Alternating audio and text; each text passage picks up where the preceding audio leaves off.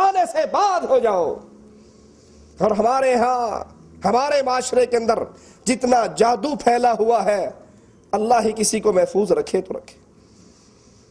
ایک دکاندار نے دکان کھول لی، اب کچھ ہو یا نہ ہو پڑوس میں کسی اور کی دکان آ گئی، اچھا اس کا بھی جنرل سٹور، میرا بھی جنرل سٹور، جاتا ہوں پیر جی کے پاس، پیر جی کو تویتے دیو یہ کھاتا بند کرا میں. اس کا بند ہو نہ ہو اپنے ایمان کا کھاتا ختم کرواتا ہے. رسول اللہ صلی اللہ علیہ وسلم نے اس حدیث میں دوسری چیز جس سے ڈرایا وہ جادو ہے. اس جادو سے بچ جاؤ. وَقَتْلُ النَّفْسِ الَّتِي حَرَّمَ اللَّهُ إِلَّا بِالْحَقِّ، کسی کو بغیر وجہ کے قتل نہ کرو. یہ بہت بڑا جرم ہے، بغیر جرم کے اندر کسی کو قتل کرنا. اور کسی کو قتل کرنے کے جائز ہونے کی 3 صورتیں ہیں. کوئی کلمہ گو مسلمان مرتد ہو جائے، اب اسلامی حکومت مرتد کو قتل کر دیتی ہے. کوئی شادی شدہ زنا کرے، شادی شدہ زانی، اسلامی حکومت اس پر پتھر مار مار کے اس کو رجم کر دیتی ہے.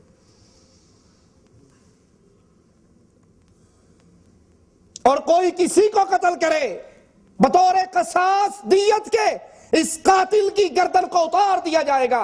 رسول اللہ صلی اللہ علیہ وسلم فرماتے ہیں کسی جگہ پر اللہ کی حد قائم ہو، اللہ کی حدود میں سے کوئی حد قائم کی جائے، اور وہ بہتر ہے اس چیز سے کہ کسی زمین پر 40 دن رات بارش برستی رہے.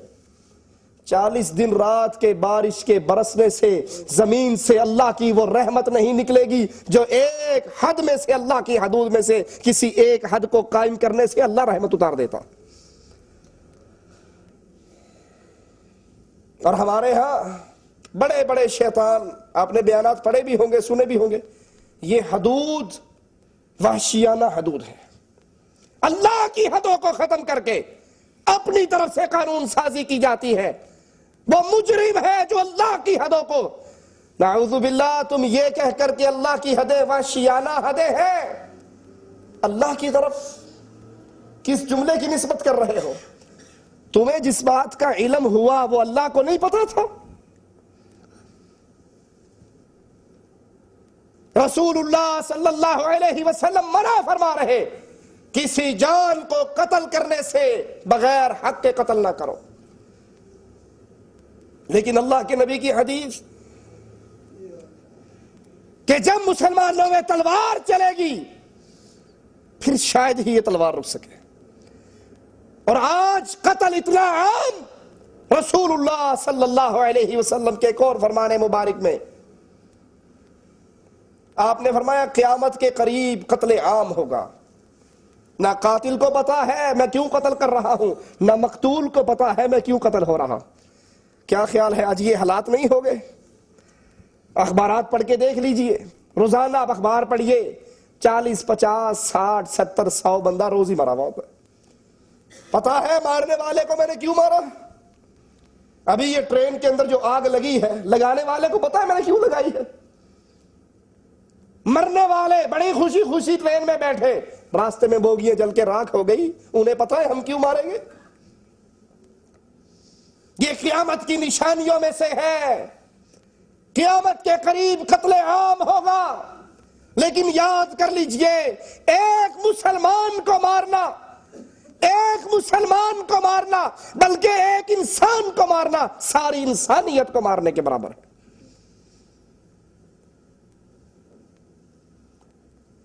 صحابی میدان جنگ کے اندر ایک کافر کو گرا لیتے ہیں، تلوار چلانے کے لیے ہاتھ اٹھتا ہے، کافر کہتا ہے اشہد ان لا الہ الا اللہ، وہ تلوار چلا کے اسے کاٹ دیتے ہیں. خبر رسول اللہ صلی اللہ علیہ وسلم تک پہنچتی ہے.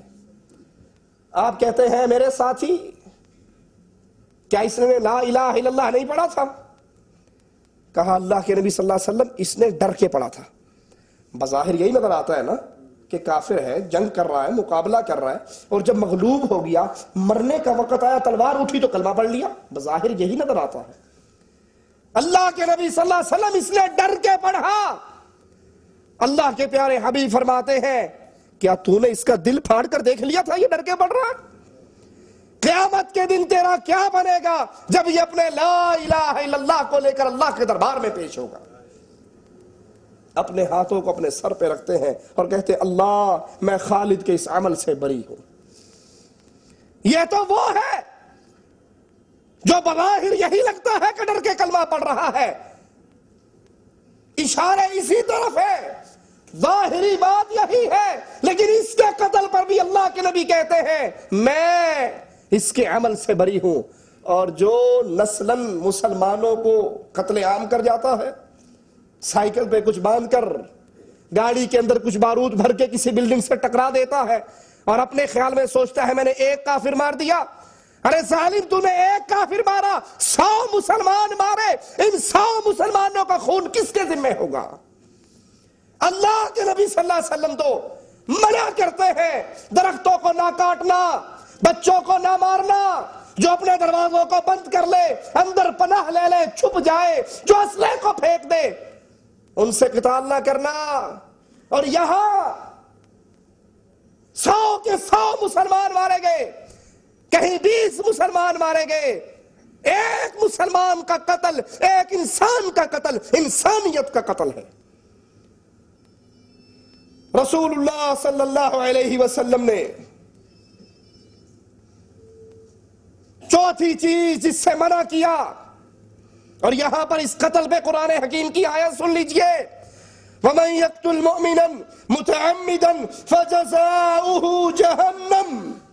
جو جان بوجھ کر ایک مسلمان کو مارتا ہے، پتا ہے میرے اس کام سے، میری اس حرکت سے کتنے ہی مسلمان مارے جائیں گے.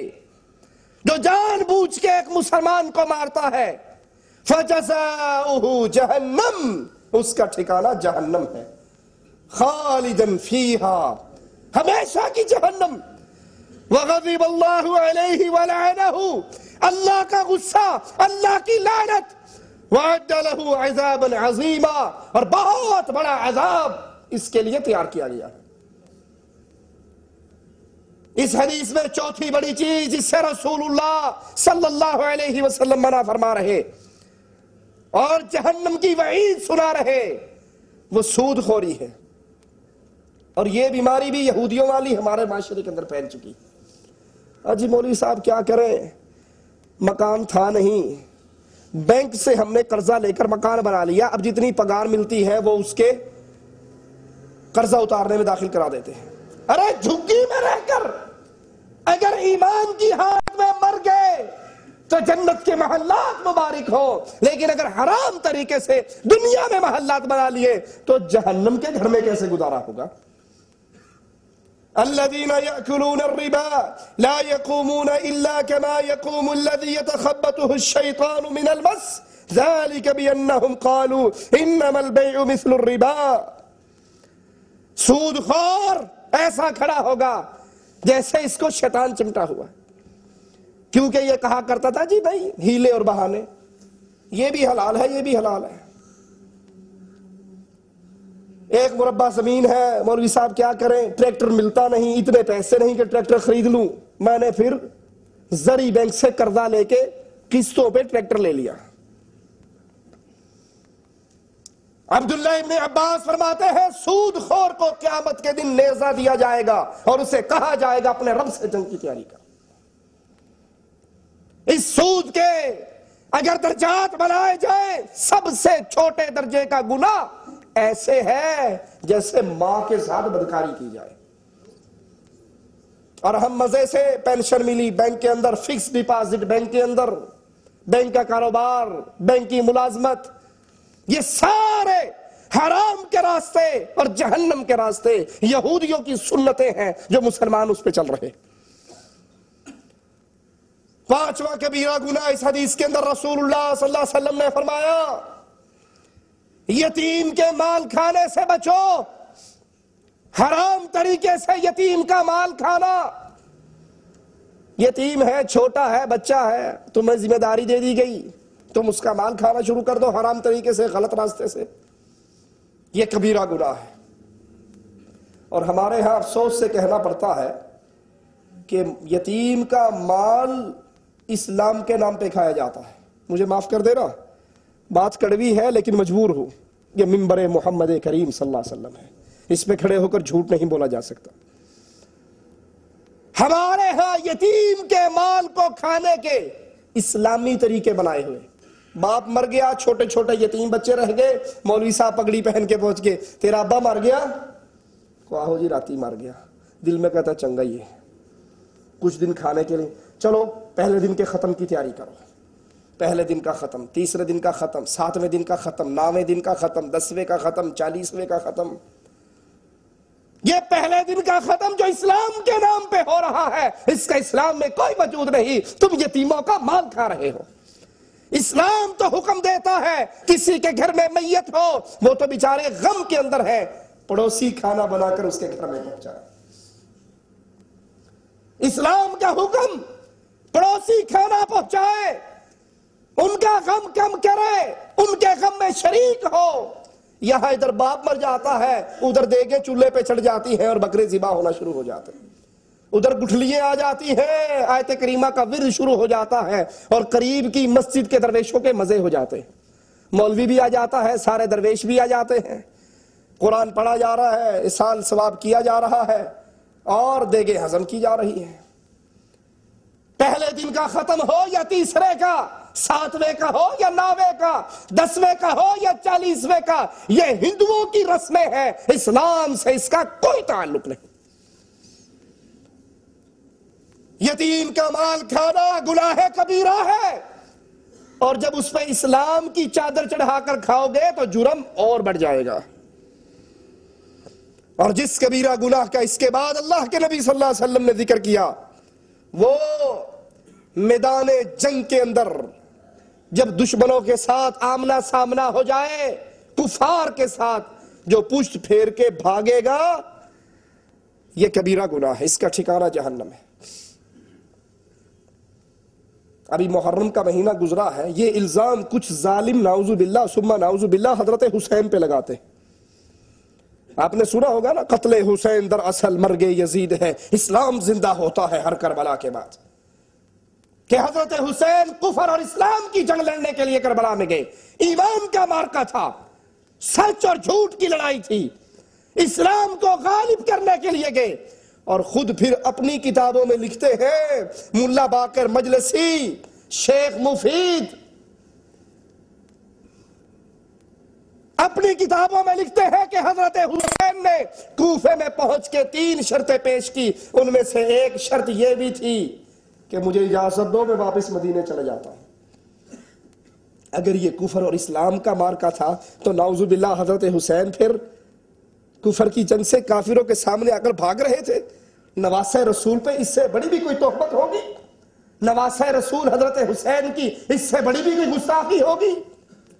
قرآن بیان کرتا ہے، یا ایھا الذین آمنوا اذا لقیتم الذین کفروا زحفا فلا تولوہم الادبار، جب تمہیں ایمان والوں کافروں کے سامنے ہو جاؤ، آمنے سامنے ہو جاؤ، مارکا برپا ہو جائے، پھر تمہارے لیے جائز نہیں ہے کہ تم اپنی پشتوں کو پھیر کے واپس بھاگو۔ کسی ہیلے کے لیے اپنے گروہ سے مل کے دوبارہ حملے کے لیے واپس آؤ تو ایک الگ بات ہے، لیکن جو ڈر کے بھاگے گا واپس آئے گا اس کے لیے جائز۔ وَمَن يُوَلِّهِمْ يَوْمَئِذٍ دُبُرَهُ، اور جو اس دن اپنی پشت کو موڑ لے، واپس بھاگ جائے، پیٹھ موڑ کے دوڑ لگا دے، اس کا ٹھکانہ فَقَدْ بَاءَ بِغَضَبٍ مِّنَ اللَّهِ، وہ اللہ کا غضب لے کر آتا ہے، اس کا ٹھکانہ جہنم ہے۔ اور یہ سب سے بڑا گناہ ہے۔ کبیرہ گناہوں کے اندر ایک گناہ مسلمانوں کا میدان جہاد سے بھاگنا جب مارکا برپا ہو جائے، اور ایک کبیرہ گناہ اس حدیث میں مسلمان عورتوں پر تہمت لگانا، برائی کی تہمت لگانا، جو غافل ہے، پاک دامن ہے، ان کے بارے کے اندر گندے جملے کہنا، ان پہ الزام تراشی کرنا، یہ کبیرہ گناہوں میں شامل ہے۔ جادو کے بارے میں سنیے، حضرت عمر رضی اللہ عنہ وارضا، حضرت عثمان